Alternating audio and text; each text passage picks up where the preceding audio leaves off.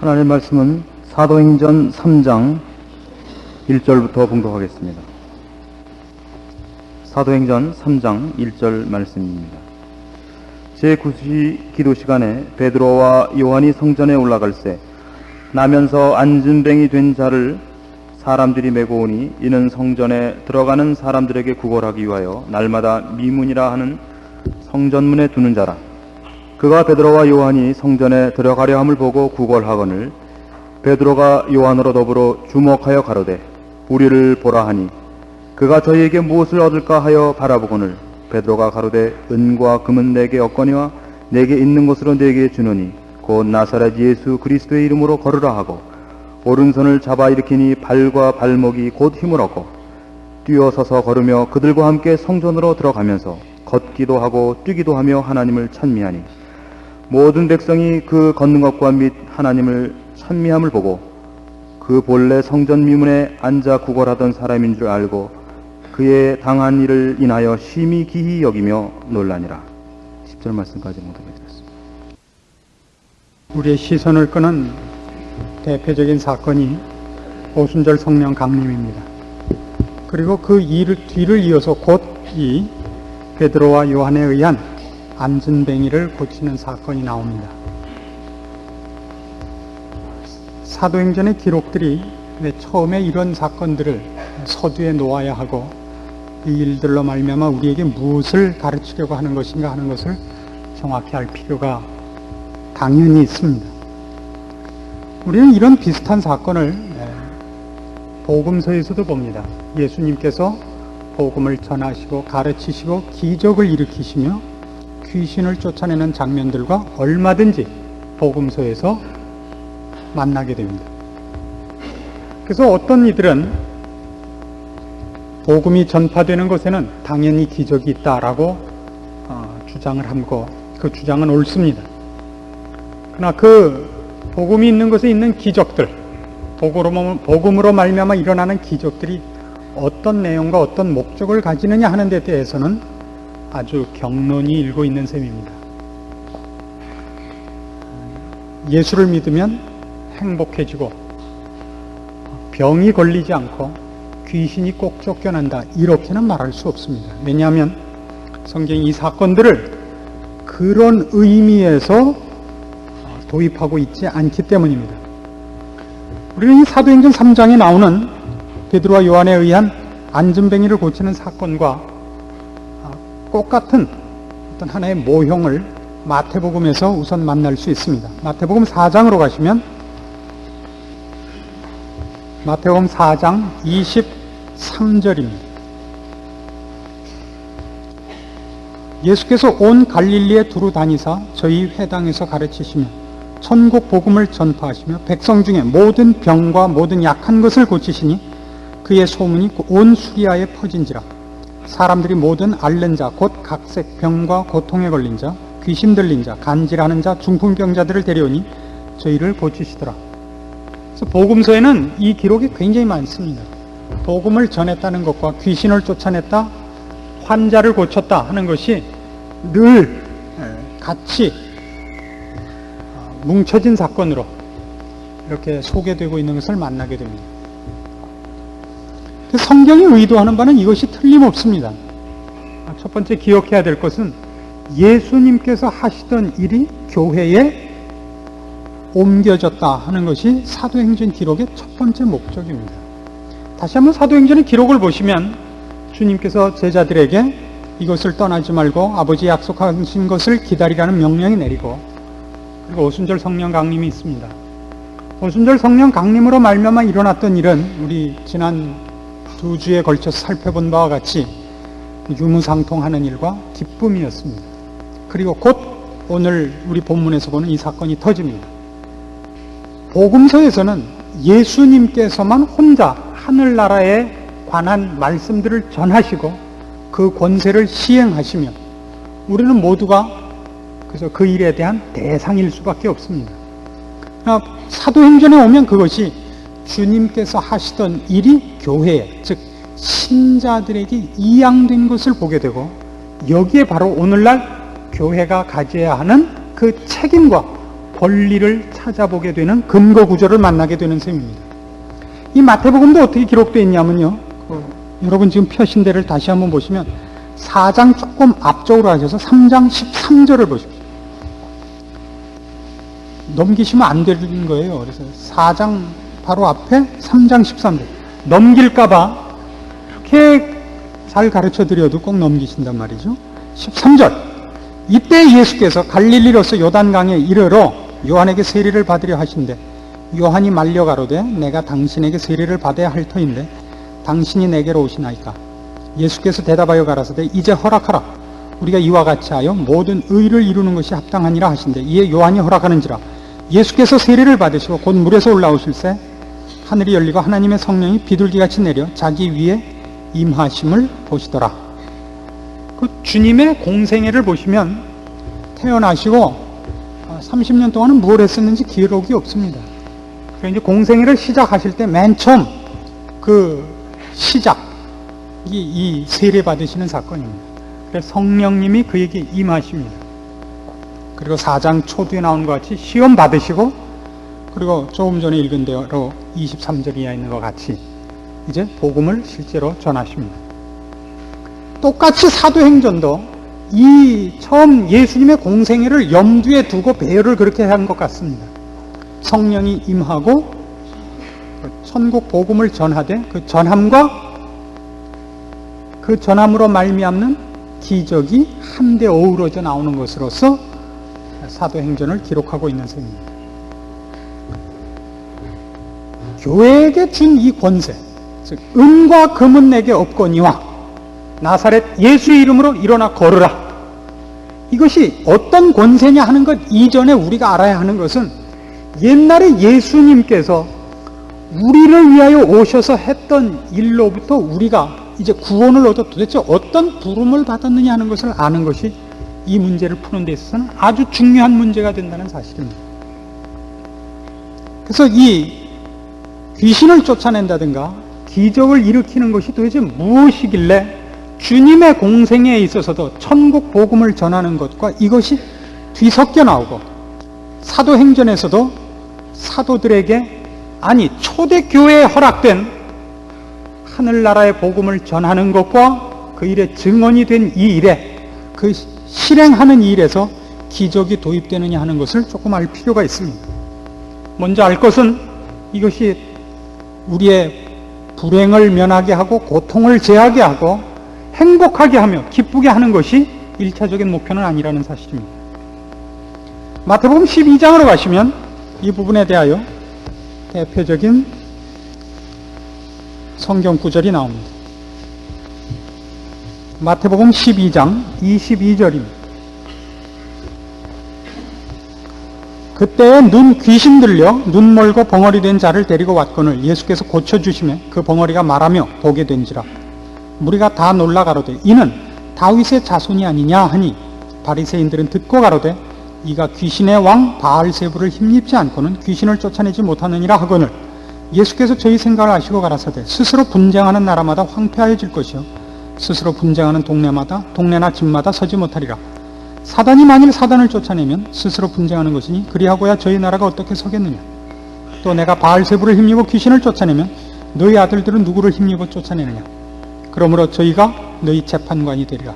그러나 내가 하나님의 성령을 힘입어 귀신을 쫓아내는 것이면 하나님의 나라가 이미 너희에게 임하였느니라. 사람이 먼저 강한 자를 결박하지 않고야 어떻게 그 강한 자의 집에 들어가 그 세간을 늑탈하겠느냐. 결박한 후에야 그 집을 늑탈하리라. 자, 이 사건을 여러분 잘 이해하셔야 됩니다. 예수님께서 하시는 일이 하나님 쪽에 선 것이 아니라고 부득부득 우겨야 되는 부류들이 있었습니다. 당시에 종교 지도자들과 권세자들이 예수님을 나쁜 사람으로 몰아야만 될 입장이 있었습니다. 왜냐하면 예수님이 저들을 공격했기 때문입니다. 예수님께서 자꾸 기적을 행하시는 겁니다.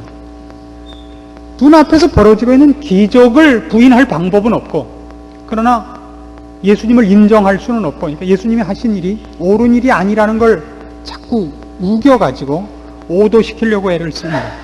귀신을 쫓아내고 병을 고치자 귀신의 왕 바알세부를 힘입어 귀신들을 쫓아낸다 그럽니다.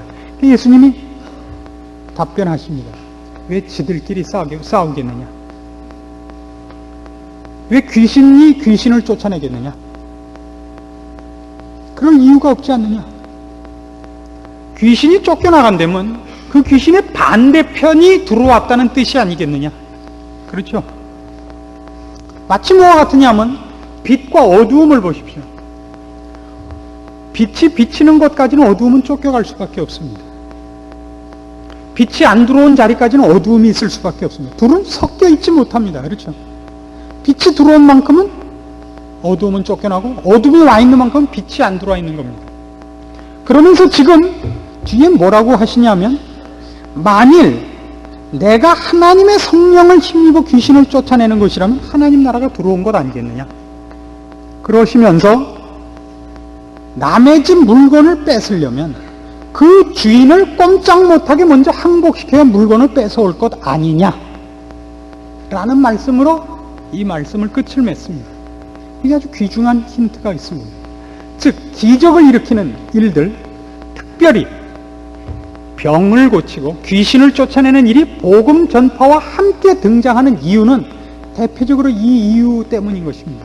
우리는 사망과 죄악의 종된 자들입니다. 우리를 주께서 구원하시려면 먼저 우리를 붙잡고 있는 주인을 쳐서 항복시키기 전엔 우리를 자유케 할 수가 없습니다. 구원이란 우리가 주님의 말씀을 듣고 동의하고 항복해서 마음에 감동하여 온 것이 아니고 우리를 붙잡고 있던 주인이 우리를 붙잡고 있던 힘을 빼앗긴 것이다 라고 성경은 얘기합니다. 구원은 이런 두 국면이 있습니다. 우리가 주의 말씀을 듣고 복음의 진리에 대하여 항복하고 죄인 된 것을 회개하고 돌아오는 우리의 돌이킴이 있는 것만큼 더 중요한 부분으로서는 우리가 모르는 싸움이 있는 것입니다. 우리를 붙잡고 있던 옛날의 주인, 우리를 노예로 하고 있던 주인을 이 예수님께 오셔서 격파하고 처음 물리치고 우리를 자유케 했다 그럽니다. 대표적인 설명으로는 출애굽 사건입니다. 이스라엘 백성의 자유를 위해서 맨 처음 해야 되는 건 이스라엘 백성의 동의를 얻어내는 것이 아니라 이스라엘 백성을 붙잡고 있는 애굽이라는 나라를 깨뜨리는 것입니다. 그래서 바로를 치는 겁니다. 바로가 항복을 해야 이스라엘 백성이 자유를 얻습니다. 이것이 구원입니다. 이렇게 바로 죄와 사망의 노예가 되었으며 저주와 심판 아래에 있는 우리를 구원하기 위하여 우리를 붙잡고 있던 사탄, 마귀의 무리를 처음 물리치고 우리를 꺼낸다. 그 복음이다 라는 뜻이 이런 기적으로 설명되고 있는 것입니다. 이것이 기적이 갖는 가장 중요한 뜻입니다. 근데 바로 이 대목, 이 부분, 이 권세에 관한 싸움이며 1차적으로 우리와의 싸움이 아니라 우리의 문제가 아니라 하나님 나라가 들어와 이 흑암의 권세를 깨뜨려 우리를 꺼내는 문제라는 것을 우리가 꼭 기억을 해야 됩니다. 골로새서 1장에 가시면 구원이라는 것이 이렇게 표현된 것을 여러분 기억해야 됩니다. 신약성경 324페이지 골로새서 1장 13절 말씀 봅니다. 그가 우리를 흑암의 권세에서 건져내사 그의 사랑의 아들의 나라로 옮기셨느니라. 구원을 설명하는 데 있어서 우리의 동의, 우리의 결심의 문제가 아니라 우리 말고 제3자끼리의 문제가 먼저 해결돼야 된다는 것을 꼭 기억하십시오. 말하자면 지금 베드로와 요한이 서서 은과 금은 내게 없거니와 나사렛 예수의 이름으로 일어나 걸어라 라고 얘기하는 데는 바로 이런 권세가 이양된 것을 의미하는 것입니다. 교회란, 신자란 이런 권세를 갖고 있는 자입니다. 그러니까 귀신을 쫓아낼 수 있고 병자를 낫게 할 수 있다는 권세가 아니라 바로 신령한 의미에서 흑암의 권세 아래 있는 자들에게 유일하게 빛으로 생명으로 저들을 붙잡고 있는 흑암의 권세 잡은 자들에게 빛을 비춰 저들을 쫓아내고 눈 멀고 귀 먼 자들을 생명의 길로 인도해 낼 수 있는 일을 부여받고 그 권리와 권세를 갖고 있는 자로서 서야 하는 이 특권과 이 사명이 있다는 것을 설명하고 싶은 것이 사도행전 3장 서두의 이 기적 말씀인 것입니다. 우리는 이 문제를 조금 더 우리가 이해하기 좋게 하기 위해서 성경이 얘기하는 불신자와 신자의 구별에 관한 설명을 조금 더 추적하기로 합니다. 에베소서 2장으로 갑니다. 앞으로 조금만 몇 장을 뒤지시면 에베소서가 나옵니다. 에베소서 2장 신약성경 311페이지입니다. 1절 말씀부터 봅시다. 너희의 허물과 죄로 죽었던 너희를 살리셨도다. 그때 너희가 그 가운데서 행하여 이 세상 풍속을 쫓고 공중의 권세 잡은 자를 따랐으니 곧 지금 불순종의 아들들 가운데서 역사하는 영이라. 이 성경이 불신자에 관해서 설명하는 것 중에 불신자들의 특징을 뭘로 얘기하느냐 하면 불신자들을 불순종하는 자들이라 그러고 공중 권세 잡은 자들을 쫓고 있다 그럽니다. 어떤 세력에 어떤 악당에게 사로잡힌 포로라고 얘기합니다. 에베소서 4장으로 가십시다. 17절 말씀으로 갑니다. 그러므로 내가 이것을 말하며 주 안에서 증거하노니 이제부터는 이방인이 그 마음에 허망한 것으로 행함같이 너희는 행하지 말라. 저희 총명이 어두워지고 저희 가운데 있는 무지함과 저희 마음이 굳어짐으로 말미암아 하나님의 생명에서 떠나 있도다. 저희가 감각 없는 자도요 자신을 방탕에 방임하여 모든 더러운 것을 욕심으로 행하느니라. 여기도 나오죠. 총명이 어두워져서 깜깜해졌다라는 얘기와 무지하다는 얘기를 합니다. 그러니까 무지하다는 얘기랑 어두움 속에 있다는 건 거의 같은 뜻입니다.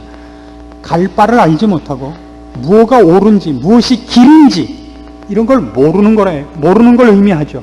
어두움 속에 있다. 흑암의 권세 아래 있다. 무지하다. 이런 표현을 씁니다. 5장으로 가시면 에베소서 5장 8절로 가면 이제 이 말들을 불신자와 신자를 대비해서 하는 말로 합쳐놓은 구절을 만납니다. 너희가 전에는 어두움이더니 이제는 주 안에서 빛이라. 빛의 자녀들처럼 행하라. 불신자와 신자를 나눌 때 가장 대표적인 설명들입니다. 그러니까 빛이다. 그런 얘기는 우리 마태복음에서 요구하는 것 같이 너희는 세상의 빛이라. 빛이라는 것은 그러면서 우리는 알고 있는 자들인 겁니다. 무엇을요? 생명과 영원과 절대를 알고 있는 자들입니다. 불신자들은 모르고 있는 자들입니다. 그러니까 세상 사람들에게 복음을 전하는 데 있어서 이 복음을 내용으로 전할 방법이 사실은 없습니다. 그래서 기적이 도입되곤 합니다. 기적은 이런 고소고 이런 반증이기 때문입니다. 너희가 알고 있는 체계, 너희가 알고 있는 가치, 너희가 알고 있는 영역이 전부가 아니다. 이게 기적이에요. 그렇죠? 사람이 바다 위를 걸었다. 물 위에는 물보다 무거운 건 못 뜬다. 사람은 어떻게 뜨느냐? 이런 문제예요. 너희가 알고 있는 법칙이 전부가 아니다. 죽으면 끝이다. 근데 어떻게 살았느냐? 죽음이 끝이 아니다. 영원한 생명이 있다. 내세가 있다. 안진뱅이가 어떻게 일어났느냐? 요즘 같으면 외과 수술로 뭐 어떻게 할 수 있을지 몰라도 그래도 거의 불가능한 일들 중에 하나죠. 우리가 알고 있는 체계, 우리가 알고 있는 질서, 우리가 알고 있는 법칙이 전부가 아니다. 그것만 갖고 다 아는 척하고 큰 소리 치지 마라. 너희가 무식한 거다. 너희가 어두움 속에 있느니라. 그것 때문에 복음이 전파되는 것에 기적이 같이 도입되고 있는 것입니다. 결단코 우리 아픈 자식을 빨리 낫게 해주십시오. 기도하면 낫게 해주지 않았습니까? 이걸 위하여 1차적으로 도입된 건 아닙니다. 예수 믿는 사람을 편안케 하는 것이 신앙의 궁극적인 목표가 아니기 때문입니다. 영혼을 준비케 하는 것이 궁극적인 목표이기 때문입니다. 내 오른팔이 너로 실족해 하거든 어떻게 하는 게 낫다? 잘라버리는 게 낫다. 온몸이 성에서 지옥 가는 것보다 외팔이로 천국 가는 게 낫다. 여러분이 편안해서 예수 믿는 것이 방해될까봐 하나님께서 여러분을 편안하게 안 하는 겁니다. 여러분 꼭 그렇게 얘기하죠. 한번 해 주시구나 그렇게 말해 보시죠. 편하게 해 주시면 내가 잘 믿나 안 믿나? 여태껏 안 해왔기 때문에 지금 그 꼴이 된 거라고요. 그래서 결국 예수 믿은 거 아니에요. 세상 편하고 육신 편한데 예수 믿는 사람 보셨습니까? 드뭅니다.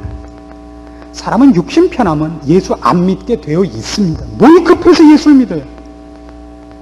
그래서 여러분이 지금 갖고 있는 세상살이에서의 불편함과 아우성이 있다면 참으로 감사할 일입니다. 그것이 여러분을 이 더운 날, 이 자리에까지 오게 했기 때문입니다. 그리고 이 말씀과 만나게 했기 때문입니다. 사도행전 26장으로 가시면 사도 바울이 자신의 사명, 자신을 부르신 주님의 부름에 관한 설명 속에 이 부분이 아주 뚜렷하게 등장을 합니다.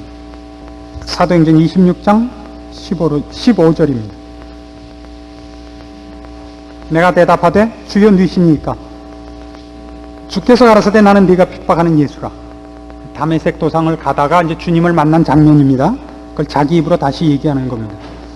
일어나 네 발로 서라. 내가 네게 나타난 것은 곧 네가 나를 본 일과 장차 내가 네게 나타날 일에 너로 사환과 증인을 삼으려 함이니 이스라엘과 이방인들에게서 내가 너를 구원하여 저희에게 보내어 그 눈을 뜨게 하여 어두움에서 빛으로 사단의 권세에서 하나님께로 돌아가게 하고 제3과 나를 믿어 거룩해 된 무리 가운데서 기업을 얻게 하리라. 어두움에서 빛으로 사단의 권세에서 하나님께로 돌아가게 하는 일. 성경이 얘기하는 복음 증거라는 것은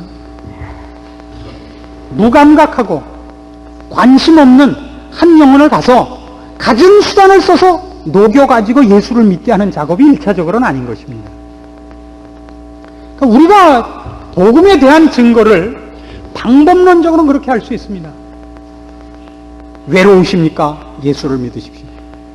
병 중에 고민하고 계십니까? 예수를 믿으십시오.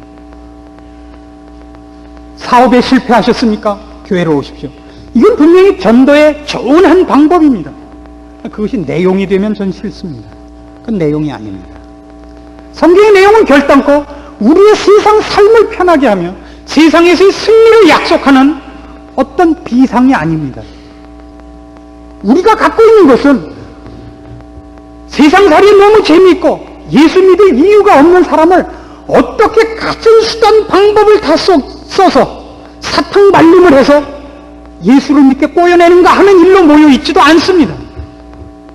성경이 1차적으로 우리에게 명한 일은 우리만이 세상에 비치고 소금이라서 저 악한 무리들이 자기 휘하에 눈멀게 하고 복음을 못 듣게 그들의 재산을 지키고 있는 곳에 우리만이 돌격도로 유격도로 그 흑암의 권세 속으로 침투해 들어가는 특공대라고 얘기하는 것입니다. 우리가 이루는 것에 빛이 비치고 우리가 이루는 것에 소금이 그 맛을 내고 우리가 들어감으로써 빛이 들어감으로 어두움이 도망가듯이 먼저 객관적인 전투에서 우리가 하나님의 부르심을 입은 권세자들이라고 얘기를 하는 것입니다. 이것을 교회가 갖고 있어야 된다 이겁니다. 교회가 이런 조직체라는 의미에서의 교회가 아니라 교회란 집단으로 모이든지 신자라는 개인으로 존재하든지 모든 신자는 누구를 막론하고 이 권세를 가졌으면 이 책임을 가졌다는 것이 사도행전이 우리에게 오늘 가르쳐주고 싶은 내용인 것입니다. 여러분이 선 곳에서는 여러분이 대하는 한 심령 앞에서는 저들을 붙잡고 있는 권세들이 흑암이 여러분을 두려워하여 도망가게 만들어야 되는 것입니다. 즉 여러분은 모든 사람 앞에 은과 금으로서 대비되지 말고 내게 있는 것으로 대비되어야 되는 겁니다. 너희가 배운 것보다 내가 더 배우고 너희가 가진 것보다 내가 더 가짐으로써 하나님이 증명되는 것이 아닙니다. 세상적이지 않은 것으로 그들 앞에 우리의 존재와 우리의 책임과 특권이 발휘되는 것입니다.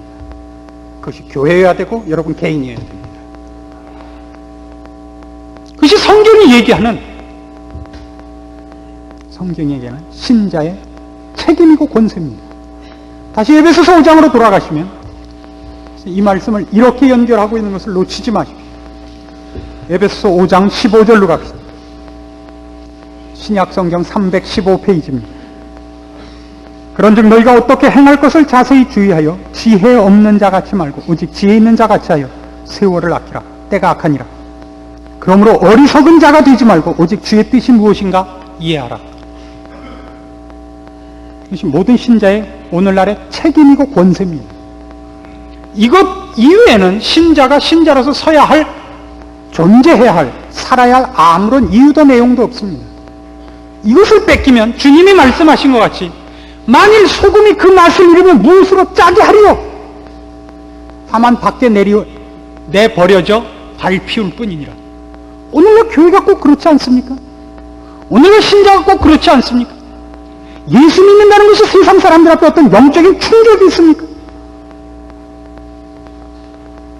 교회와 그 많은 십자가와 그 많은 목사와 그 많은 신자들이 우리나라 인구의 4분의 1 내지 5분의 1에 육박한다는, 1000만에 육박한다는 이 신자들이 신자로서의 어떤 영적인 충격력과 생명의 신선함을, 그 힘과 권세를 유지하고 있느냐 이겁니다. 오늘날 교회의 타락상의 한 가장 중심되고 중요한 약점입니다. 교회가 이것을 잃었습니다.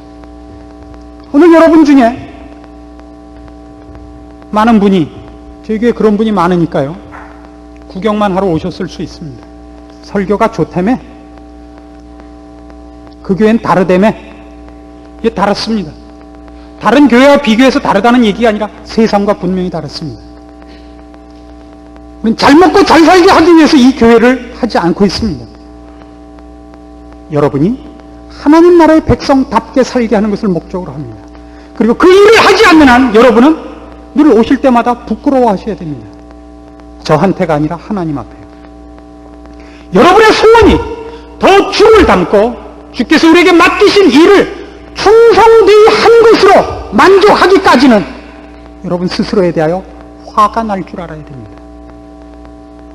오늘도 예배 보러 와준 게 어디냐는 식으로 온다면, 헌금해 줬다는 것으로 떳떳한 낙장으로 돌아간다면 정말 싫습니다. 갈 때 헌금 다시 갖고 가십시오. 여기 어떤 사람들이 이 직업으로 인하여 밥 벌어먹기 위해서 교회하고 있지 않습니다. 여러분이 신자답게 사는 것을 목적으로 하여 하나님은 교회를 허락하시고 주의 말씀을 주시는 겁니다. 신자답게 사십시오.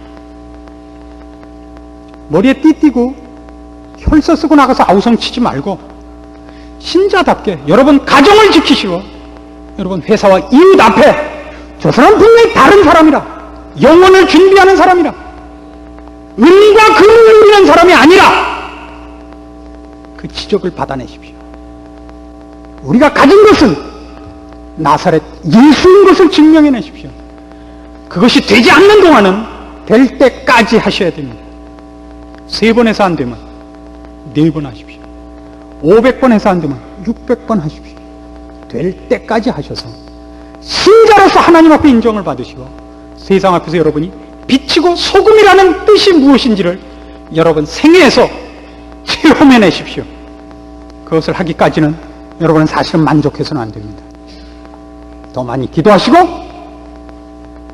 더 많이 말씀을 따라 여러분을 경건으로 신령하게 약속 위에서 든든한 믿음으로 여러분을 단련하시고 실천하시고, 그리고 좌절하시고 갈등 속에서 울고 불고 하셔야 됩니다.